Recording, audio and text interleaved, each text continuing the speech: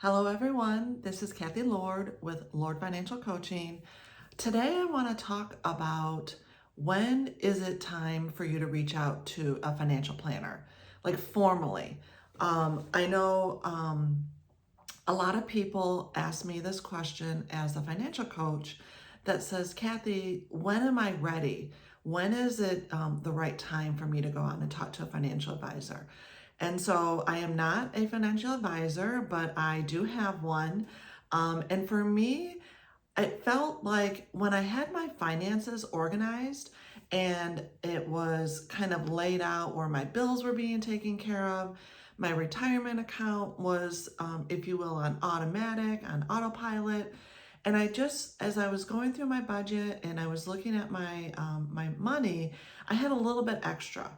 At the time, I had two young children and I was married. I've actually been with my financial advisor 25 years. And I just felt like when my ex-husband and I were chatting, it was like, it feels like we've got some extra money. What should we do with it? And so I was very blessed. My dad was a big financial accountability partner for me when I was younger. And he's like, Kathy, I think you're ready to go meet with, go meet with someone. So he gave me a referral. I did have a chance to sit down with this gentleman, and we just gelled very well. I felt very comfortable talking about my finances. We felt comfortable talking about our finances. And it just helped to kind of bounce off some ideas. Initially we met with a financial advisor and just paid a fee. We did not invest anything. And initially he kind of helped us to kind of understand what were our goals, where did we want to go in retirement, just a little bit more of a dive into our finances, and then started talking about ideas. Initially, the first thing we actually set up with him was life insurance policies outside of our employers. And so that kind of gave us some understanding of, if we changed employers, it was good to have a life insurance that we could rely upon that was different from our employer. So we did not feel like stuck with that employer and would have to stay with them. And so it was very helpful to kind of talk through some options. We met with him, I think it was like twice, and actually just started going forward with the life insurance. And as we got more comfortable, we started talking about 529 plans as we had children, and just really got going. And with that extra money, we started putting money into a brokerage account.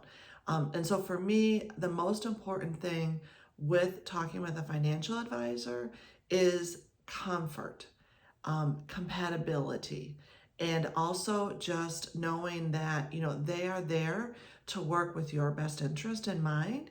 And it's okay to shop around.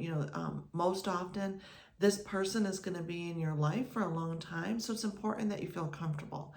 I think for me, knowing that my dad used him for his finances and my mom's finances, it just felt more comfortable for me using someone that was referred to me.